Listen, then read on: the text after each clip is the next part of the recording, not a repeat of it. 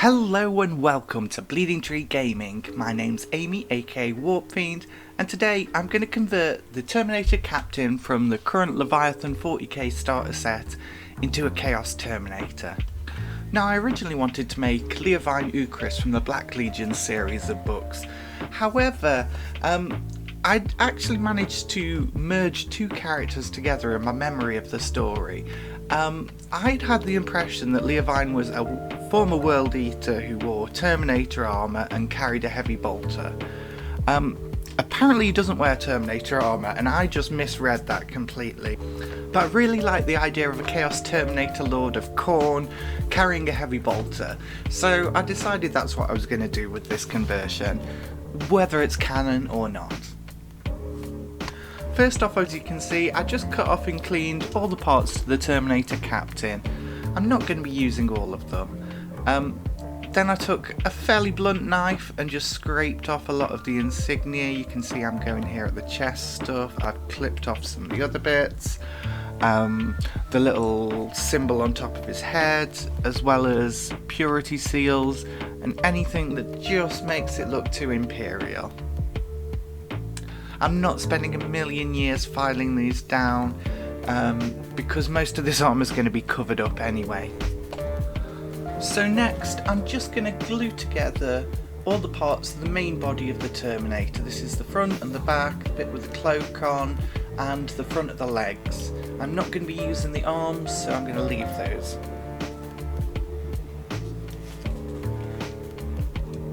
Despite the fact this is a monopose kit, the fact that the arms are built the way they are means there is plenty of room for conversion.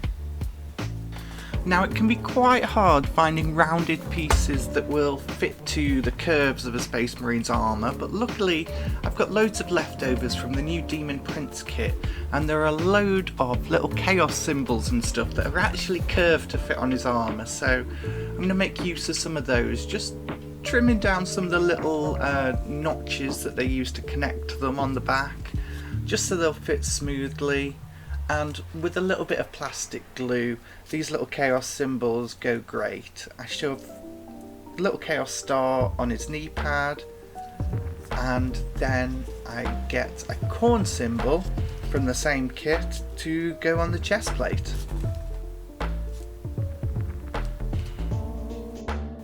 So I have this little loincloth bit. I think it came from one of the Chaos Space Marine kits, something like that. You can find a bunch of these, and with just a little bit of trimming on the back, it fits nicely onto there. I decided to put that first before the icon because that will obviously be overlapping it a little bit.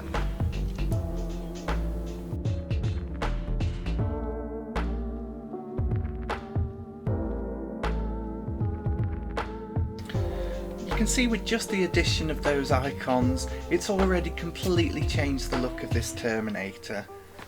Next, I'm going to handle his arms, and for that I'm going to the Havoc kit for a good old heavy bolter. I literally just take the two arms from that, fit them round a bit. They don't quite fit naturally, but you can cover up the joins with those pauldrons later on.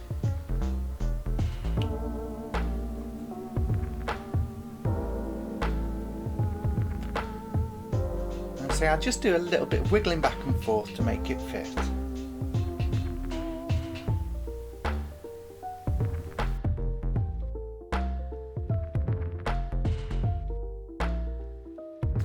Now, a Khorne model wouldn't be Khorne without the big headgear, and I'm taking this one from the Lord on Juggernaut kit from the World Eaters. As you can see, there's just this head here, and I'm just going to cut through it with a knife to get rid of that Space Marine regular helmet.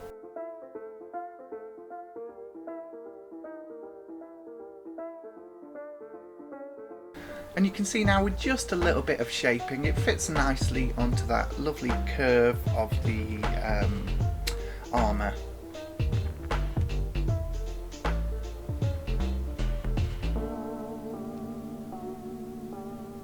Okay, so now I have a Terminator head from the Chaos Space Marine Terminator Lord. Looks suitably grandiose. I'm just going to stick that in.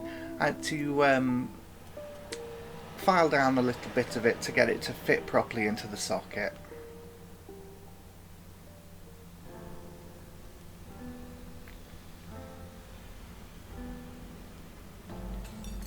Now I'm just going to attach the other end of the ammo feed belt. I thought this was a really good touch just because it doesn't quite fit perfectly, so it wraps under the robe, but there's a tiny little bit of a gap between two bullets that you probably won't notice. You know, I could have done it better, but it just has a nice look the way it goes under the robes. And finally, I'm just going to attach a couple of Chaos Space Marine shoulder pads. I use them to increase the height of the shoulders because they're a little low, because obviously I used regular Marine arms rather than Terminator arms.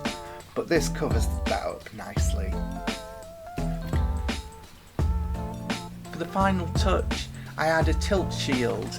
I've got no idea what kit this is from. I can't find it anywhere on the GW website to let you know, but it's a lovely little Khorne part, and it's just the perfect size for a Terminator tilt shield.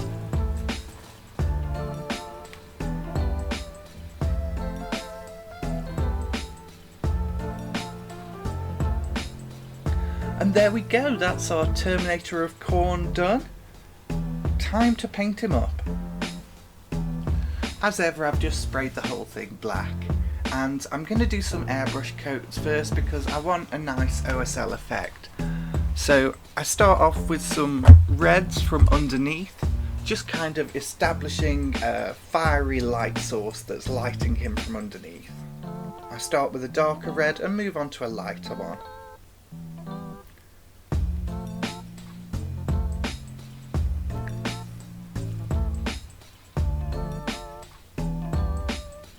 Next I want a contrasting light source, so I come in with some blues from above, some pale blue greys, starting off with a Payne's grey and then moving up to Caspian blue.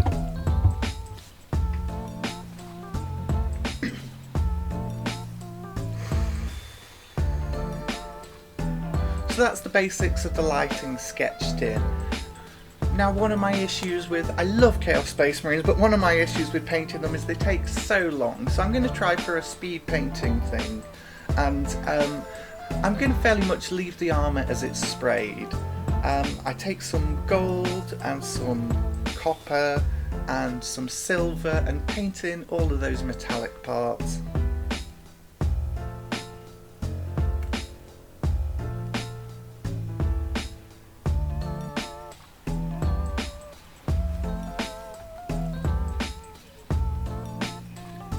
And then I take some yellow green and I'm just going to get all the tusks and the skulls.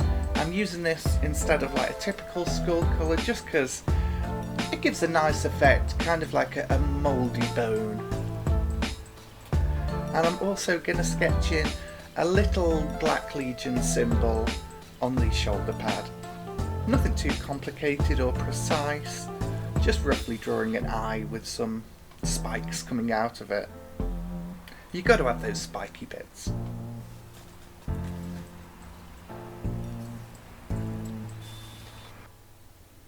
Next up, I just add a little bit of dark ivory into that dark yellow green, and I'm just going to use it to quickly highlight all the stuff I've just done.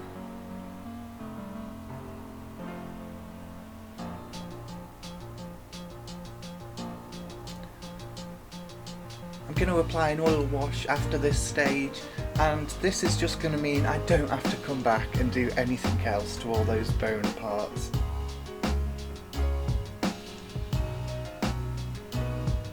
And you can see I just highlight the centre portions, the more raised portions of the freehand.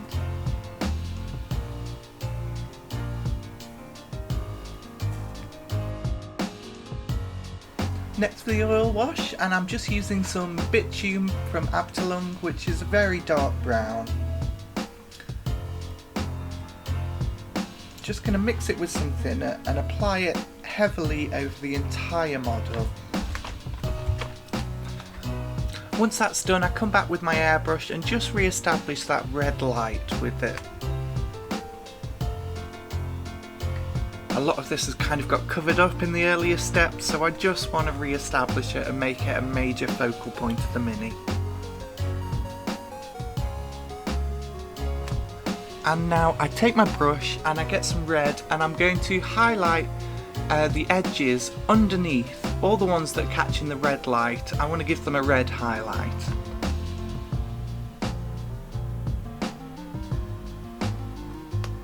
Once that's done, I come back in with some sunny skin tone and just get the very raised parts all on the underside of the model. Finally, I'm going to take some dark ivory and just do some quick highlights on all the black stuff, all the top angles.